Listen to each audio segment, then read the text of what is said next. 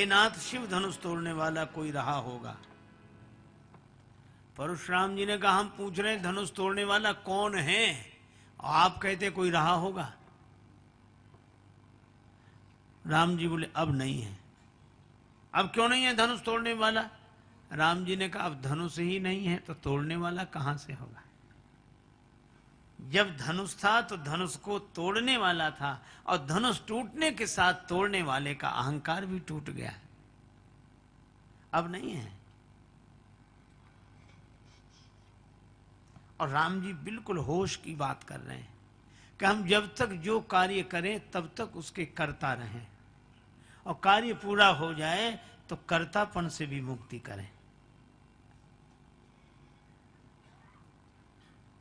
धनुष था तो तोड़ने वाले थे, धनुष टूट गया तो तोड़ने वाले भी नहीं। अब कौन? अब तो आपका दास हूं। राम जी बोल रहे हैं होश में, परशुराम जी हैं जोश में। जोश वालों को अक्सर होश वालों की बात समझ में नहीं आती। राम जी कह रहे हैं, आयुष कहा कहिए किन मोही, आप मुझे आज्ञा करें, मैं क्या सेवा करूं? परशुराम जी बोले, सेवा? ये शत्रु का काम किया जिसने धनुष तोड़ा है। और राम कान खोलकर सुन लो, जिसने धनुष तोड़ा हो, जानते हो, सहस्रबाहु समसो रिपुमूरा, ऐसा कह के हवा में फरसा लहराया, वो सहस्त्राबाहु के समान हमारा शत्रु है। सभा में बैठे राजा कांप गए। कुछ राजा बोले, हे भगवान, अच्छा रहा कि हमसे धनुष नहीं टूटा। अगर हमसे धनुष टूट गया होता तो इनसे कौन सुलझता। भगवान जो करते हैं अच्छा करते, भगवान बचा लिया, बड़ी कृपा। दंभी राजा मुस्कुराए। दंभी नीति की भावई। दंभी राजा बोले, हम तो जानते थे कि धनुष तोड़ने के बाद यही नौबत आएगी, इसलिए हमने जानबूझ के धनुष नहीं तोड़ा। जब नन्हे से राजकुमार राम जी धनुष तोड़ सकते तो क्या हम धनुष नहीं तोड़ सकते थे? लेकिन ये हमारी दूरदर्शिता है। हम बच गए, राम जी फंस गए। हम पहले ही जानते थे यही होगा। कुछ लोग ऐसे ही दूरदर्शी होते हैं। एक आदमी गया मरने, रेलगाड़ी की पटरी पर पड़ा। एक ने कहा, भैया जिंदगी इतनी की मर काहे को रहा, क्यों मरने पड़ा? बोले बस निराश हो गए अब तो। अरे भैया ऐसा मत कर, बहुत समझाया। नहीं नहीं मरेंगे। तब तक देखा कि सिराने इतनी रोटियां रखे, तो उसने पूछा, रोटियां काहे को रखे? बोले वाह, इतना भी नहीं जानते, रेल अगर लेट हो गई तो भूखों मरेंगे क्या? कुछ लोग ऐसे भी दूरदर्शी होते हैं। ये राजा कह रहे हैं कि हमने जानबूझकर धनुष नहीं तोड़ा। श्री राम जी ने परशुराम जी के मन में प्रेरणा की कि इनका भी इलाज हो जाए जरा। तो इलाज कैसे हुआ? परशुराम जी बोले, सो बिल गाई बिहाई समाजा, न तुम्हारे जय हैं सब राजा। नहीं तो जितने राजा हैं हम सबको मार डालें। धनुष तोड़ने वाला सभा से अलग हो जाए या सभा उसे अलग कर दे, नहीं हम सबको मार डालेंगे।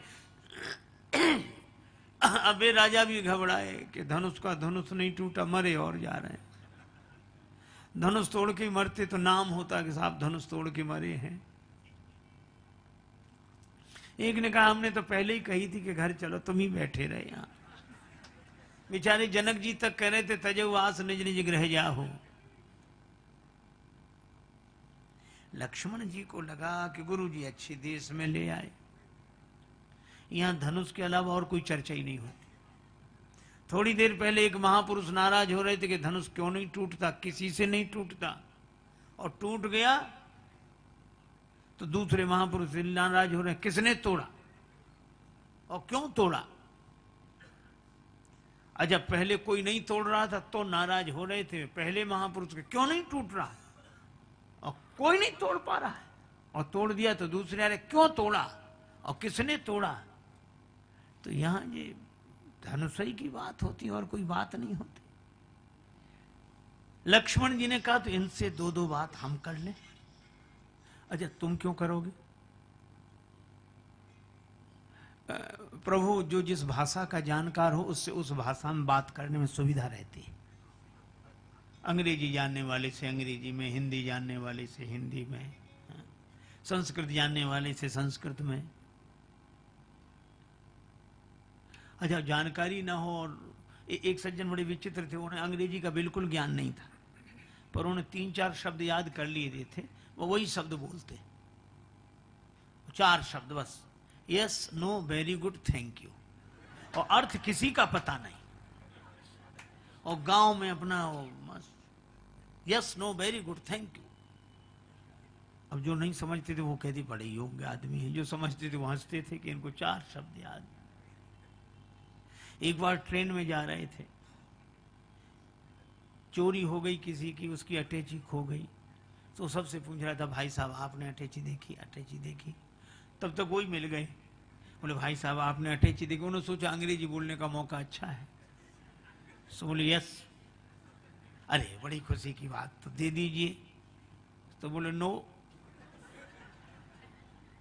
उसने कहा कि ये कोई बात हुई, तुम्हें मिल गई हो, मना कर रहे हो, इतनी पिटाई लगाएंगे, 2-4 तमाचे लगाएंगे? तो बोले वेरी गुड। तो उसने 2 लपड़े लगाई, तो उसने सोचा पिट तो गई, आखिरी शब्द और बोल दे, बोले थैंक यू। अब अर्थ उसे पता ही नहीं कि क्या है। तो जो जिस भाषा का जानकार हो उससे उस भाषा में बात करने में सुविधा रहती है। लक्ष्मण जी ने कहा कि परशुराम जी आपकी भाषा समझ नहीं सकते, और परशुराम जी जो भाषा, जिस शैली में भाषा बोल रहे हैं वो भाषा आप बोल नहीं सकते। फिर का इनकी भाषा के विशेषज्ञ तो हम हैं, आप हमें आज्ञा दीजिए। राम जी मुस्कुरा कर रह गए। लक्ष्मण जी प्रभु चरणों में प्रणाम करके गए और परशुराम जी से कहा कि महाराज आप दुखी क्यों हैं? परशुराम जी बोले, लो और सुनो, इन्हें अब तक यही पता नहीं है कि हम दुखी क्यों हैं। अरे ये धनुष टूट गया है। अच्छा, धनुष टूट गया तो आप क्यों टूटे जा रहे हैं? क्या आप धनुष हैं? नहीं नहीं, वो बात तो नहीं है, लेकिन अच्छा तो आपका है धनुष? नहीं, हमारा नहीं। अच्छा, हमारे गुरुजी का है। अच्छा, तो गुरुजी ने इसकी रखवाली आपको दी थी क्या? नहीं नहीं, उन्होंने भी नहीं, उन्होंने जनक जी को दिया और जनक जी ने तोड़वा दिया। हाँ, फिर आप काहे को परेशान हो? परशुराम जी सोचने लगे कि बाल कह तो ठीक रहा है, हमारा धनुष है नहीं, और हम धनुष के टूटने से इतने दुखी क्यों? कई बार आपको ऐसे लोग मिलेंगे, हम लोगों को तो प्राय मिलते हैं, कहते महाराज हम बहुत परेशान हैं, बहुत परेशान हैं महाराज, हम बहुत परेशान। उनसे पूछो क्यों परेशान हो, तो कहते हमें खुद समझ में नहीं आता कि हम क्यों परेशान हैं। अच्छा बोलो, समझ में आ जाए तो आधी से ज्यादा परेशानी कम हो जाए, पर उन्हें समझ ही नहीं आता। रोगी पीड़ा का अनुभव करता है, पर रोग कौन सा है ये तो वैद्य बताते हैं। लक्ष्मण जी जीवाचार्य हैं। लक्ष्मण जी ने कहा इस रोग का कारण मैं बताऊं आपको। परशुराम जी ने कहा नहीं, मैं धनुष टूटने से दुखी हुआ हूं। लक्ष्मण जी ने कहा हमने बचपन में बहुत से धनुष तोड़े, तब तो आप नाराज होते हुए आए नहीं, इसी धनुष पर क्यों? देखो बड़ा सुंदर संकेत है, इसको बोलते हैं आसक्ति। इसका नाम है आसक्ति। ये कभी भी आ सकती, कैसे भी आ सकती, कहीं से भी आ सकती, बल्कि आसानी से आ सकती, मुश्किल से जा सकती। ये ममता, इस धनुष से आपकी ममता है ना? अच्छा देखो, हम लोग अखबार पढ़ते हैं सवेरे सवेरे, उसी समय जलपान करते हैं, चाय लेते हैं, दो चार मित्र इकट्ठे होकर चाय पी रहे, अखबार पढ़ रहे, अरे ट्रेन दुर्घटना, कितने 50 आदमी मर गए। अरे ज्यादा मरे होंगे, अखबार में कम छापते हैं। अब 50 मर गए, कम छापते हैं, ज्यादा मरे होंगे, कम से कम 100-200 आदमी मरे होंगे। आपने चाय नहीं ली, अब 100-200 मर गए। अच्छा, दुख हुआ क्या कि थोड़ी देर मौन रहते या आंसू आ जाते? नहीं, तब तक अरे अभी भूकंप आया तो उसमें हजारों मर गए थे। कोई आप बिस्कुट लो, हजारों मर गए, बिस्कुट ले। 200 बता रहे हैं, ज्यादा कम से कम 500 मरे होंगे, आप नमकीन लो, चाय लो। अच्छा बोलो, ऐसी बातें करते कि नहीं? हमें बिल्कुल ऐसे आराम से पढ़ते रहते हैं। अच्छा, वही आदमी आप सोचो, अगर अपना परिचित बेटा या कोई प्रियजन बीमार हो, अस्पताल ले गए हो, रात को बहुत दिन के 2 बज गए, पानी तक नहीं पिया, और कोई कहता अब डॉक्टरों ने कंट्रोल कर लिया, अब कोई खतरा नहीं है, अब ऐसे, अब आपने सवेरे से कुछ खाया पिया नहीं, कुछ खा लो, तो रो कर कहेंगे तुम्हें खाने पीने की पड़ी, हमें पानी पीने तक का मन नहीं है, पहले बताओ कैसे। 1000 मर गए तब कुछ नहीं, 500 मर गए तब कुछ नहीं, एक तो बीमार ही है, अभी कुछ नहीं हुआ उसे। यही हमारे मन की, हम फूल चुनने आए थे बागे हयात में, और दामन को खाक जार में उलझा के रह गए। यही हमारी ममता है। कबीरदास जी कहते हैं, ममता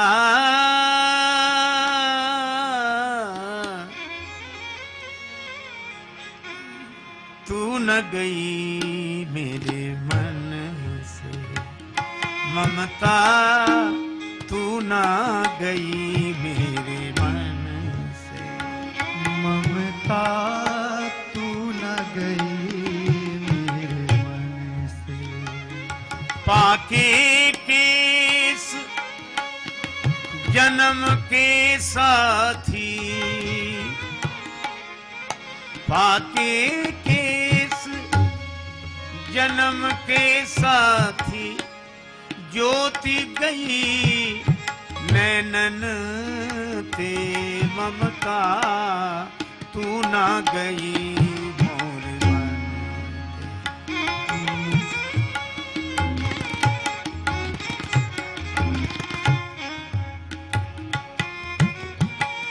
तू ना गई मोर मन के।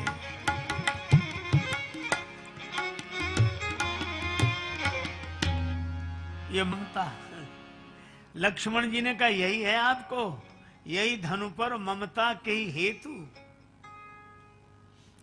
अब केवल ममता होती तो परशुराम जी इलाज करा लेते या बात मानते, लेकिन एक दूसरी बीमारी भी है, वो है अहमता। और अहमता तो अपने में रोग स्वीकार कर ले। परशुराम जी बोले, रे निर्बालक काल बस बोलत तो इन्हें संहारे, धनु ही सम त्रिपुरारी धनु, तुम्हारे छोटे छोटे धनुषों के समान शंकर जी का धनुष, विदित सकल संसार, सारा संसार जानता है। लक्ष्मण जी ने कहा, सुनो देव, लखन कहा हमरे जाना, सुनो देव सब धनुष समाना, हमारे लिए सब धनुष बराबर ही हैं। कहा क्यों? बोले कोई धनुष वरदान नहीं ले देता, सब प्राण ही लेते हैं, सब बराबर हैं। लक्ष्मण जी समता की बात